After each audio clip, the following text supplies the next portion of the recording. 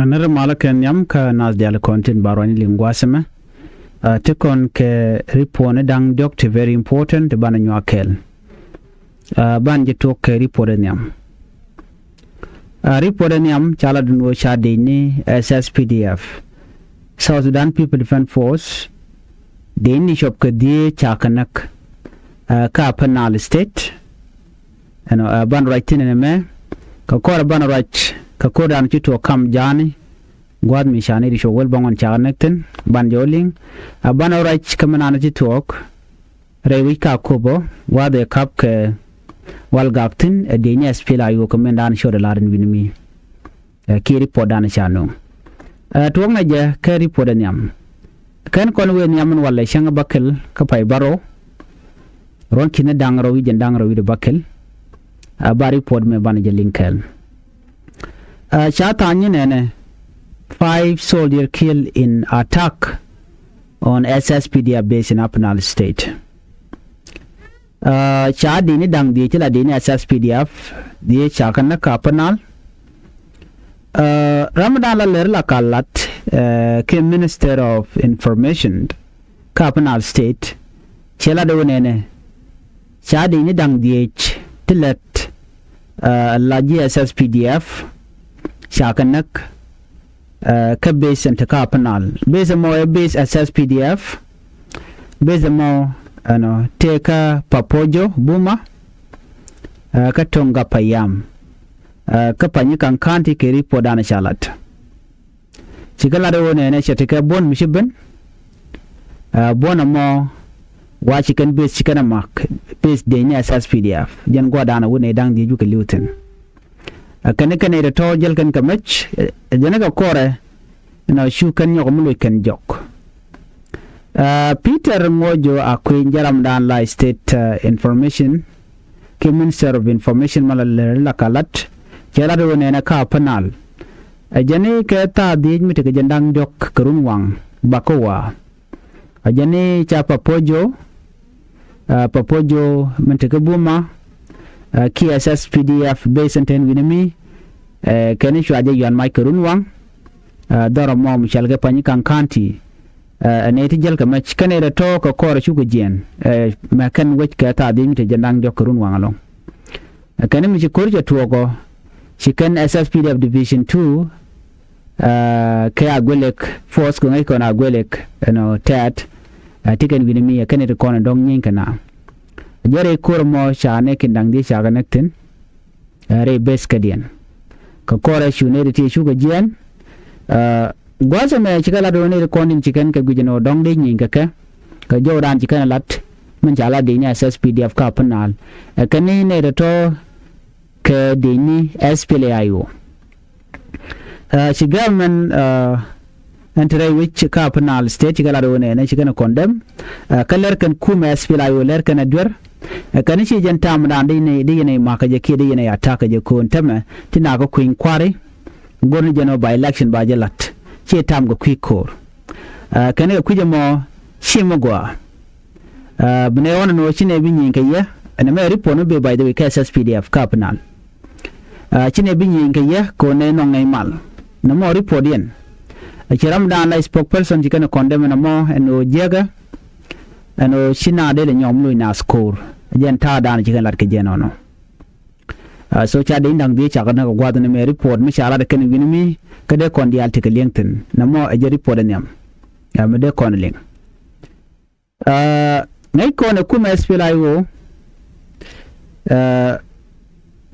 me gur kim yadi de no bi mal ben la tok chirmi ci to ka panalo ken kon we ka man ci to gwado do dien ken de ken kwer Dr. Machar de kan lu right ken ka kuyi ote kuin kwaram latke so first they should release Dr. Machar ko gor kono bi mal ben but gwan ma ci kan gor de Dr. Machar der brade mal der kul benidi so ne me be yartu wana no ke report nan chalat kwasamane wana ka report do dien me de kon nyoko min kone bi kodan palpin kalengda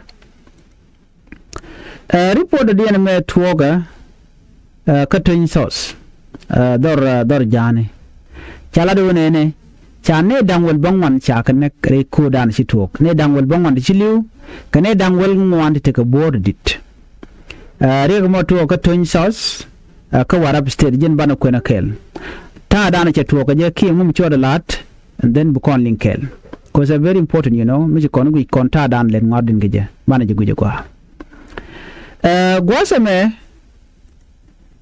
kari podana chanu ne dangwal bangwan chakanak kane dangwal ngwan chamu ka bot ko koro mi chete ka kor mi jitu kam duri ke kam tugdul dangro intercommunal clash ne me ka to in South County kam jane ko den ko Arab State toga ke jelat no toga jelat jen changa danan to kor mo ka je mi ma wala chawraji mo cha jalat netin kontila kwart tere witin winimi State Information Minister tinte ka warab chikala do nene chikor chetwok no Minister wol mayom chala do nene kana kur mo twoga karun wang bakawa no ka twoga keta ditch in the morning twoga ga community ndangjo ka 3 communities ka South County no are kur mo ka joran jikan lat mi ko je twogo je tekalia no kana board ditichi ticha jiktene ken kana din kona maka na ke ngwanati jen dor shalke mabur yar community kan kane te ka dor shalka apug juwir te ka tarwen waken chicken toin community no chicken kamak ajana dana non kor no kam dienen winimi are kor mo chicken to no gurun wang no baka wa ka toin sos no ka kore jojo jeno kinetin kontin be ka mabur yar community gwa kor mo no chukana gurno bikan kanan ko chala no chaok chakan nang kine dangol bangwan chicken lutin are kor mo kam dien keri podana chalat ko cha information me chanu kan kala do nene manen dial konen chilu kane dangol bangwan ne dangol ngwan tiken ka bot kan ne dangol kel kane cha do dangol kel cha ka wa ka ta dan kalat keje ka che te gok tung wan cha nang de cha pe jen en re ko dan chi tuok a chi warab state government chi kana condemn shit kana me juga na do no pala rudun pin kor che gwa ki kor jega so na me mele roden winimi na mo mi shor la rai wajin winimi dor jani keri po dan shalat na me der we ke ye ko din te ngaje no South Sudan che te kamal right now che min dan ngai kone tin ko roten wane ka kubo gwadan ci korje toktin kasha commissioner no charge nektin ke report dan chalat report da ku kon la lingan tame report da be ka kum kirmi yadit men ku kan la pay nyokami lat kene ban madan ji kan lat gwasen ban je linkel ngum choda lat ki ngum tok no no bukoling ko te report mi chalat netin kontin la kwar ka jongle bor tin de kel ka dar gay ko te report mi kan lat gwasen mem ben nyok kon kel gwasa me ke report dan chalat na me report mi jidini pai ben gaka Sudan People Liberation Movement KSPLM sikana condemn anta dan cha ku County Commissioner cha na kaje ta cha ji miskun ma kwa cha na kaje kan kana condemn ko na kaje re wika walga ka jongle state jan cha na karwa da kaje kan ede ko ken enek da bo cha ku direct ni je ko ngai kondiale ke report dan chalat gwasa me wa kur mi cha tuogo cha joje no cha jawunak kene ne ko ken titekel kaja no ka report an chala de ken chineri kontin la kwar ka press secretary ka office of the SPLM secretary general chiga tike emergency meeting ka jodan chala de ken ka ta dan ci kor mo ci to je ki ta dan ci ken gu ge jeno ci ke to je ka jon ka karam la kwaren mo kwain ken kan chiga tike emergency meeting no chiga bai kan meeting one chiga bai ke ne konen te national headquarter ka kwaren mala general secretary Dr. Akolpo Kodit chiga bai ka ta danan ci kore to waje ka ko bukanti ka jan kore to gani tama ka jo mu chala da kan cikala do ne kana SPLM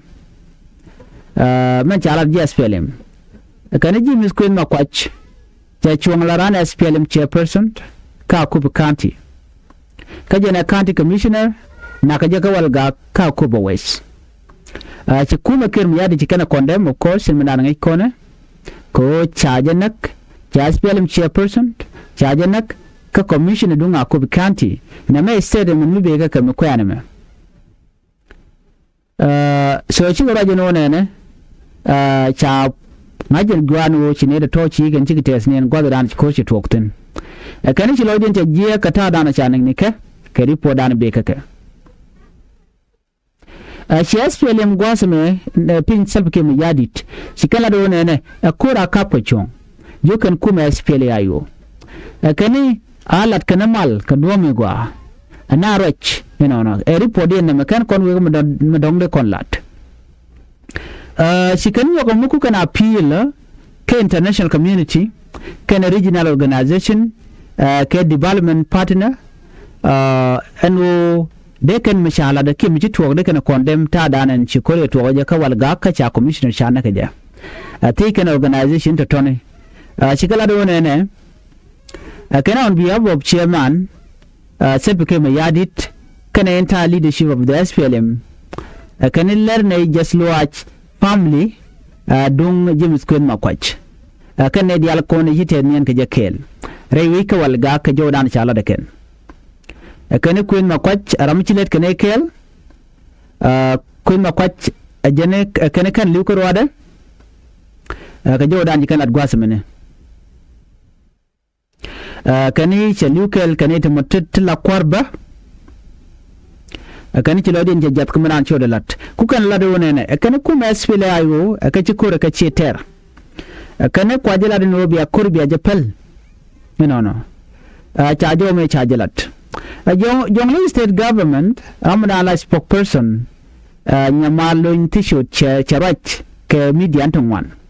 ke Sunday kala do ne kure mo tuoge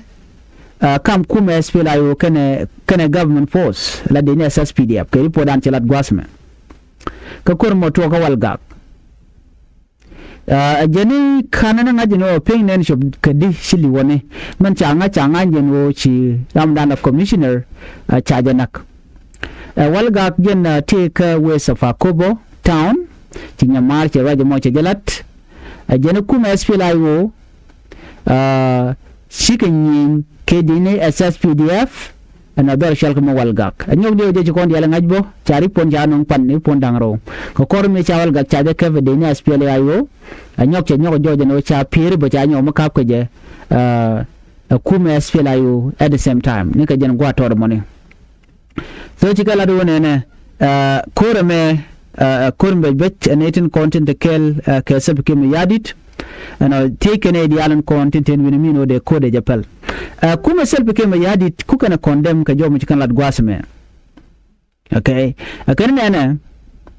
a Canadian is going to Quajarandu Narana Spelayo. The Ladika, and Kajo Ranjikan Lat. The nature Binyako Mukotia may say declare no general Kume, in a church one ter Kume Spelayo. Kasha look 1 and 18 Konaka Kobo. Na me Michigan lat jana chikala do ko kore no chukoi tuok ka chwa yolinga no chikoi makwach no chajanak so ko jom chalat gwas me chalat no chirek mo chuok ajenda no gore de nyaa ye kel Michigan me bianga jeno kore mut katen do no shi office of SPLM secretary general gani chilo jen jajat ka kiko dana tuok kwana nun ben gwas me muku kon mandan le rodo ku kon ngich kora Kobo ngai kona ni siang la lat ke obeto special ken document ne de konti kel ke self ke me yadit la lat ken okurbeto ni siang la nwere la ka jugo ne please try chunkel ke kuma na mo kuma gori yen obi anyin ka ko ke bi anyin kan wore but still charging ken tera mu ku pay attention la go ge na den wone ne mu je joje mu no tika ka make butika bom chaga de mun wanye chaga de mun joji but yenge dan te joji long ga kore nyam ka ko bano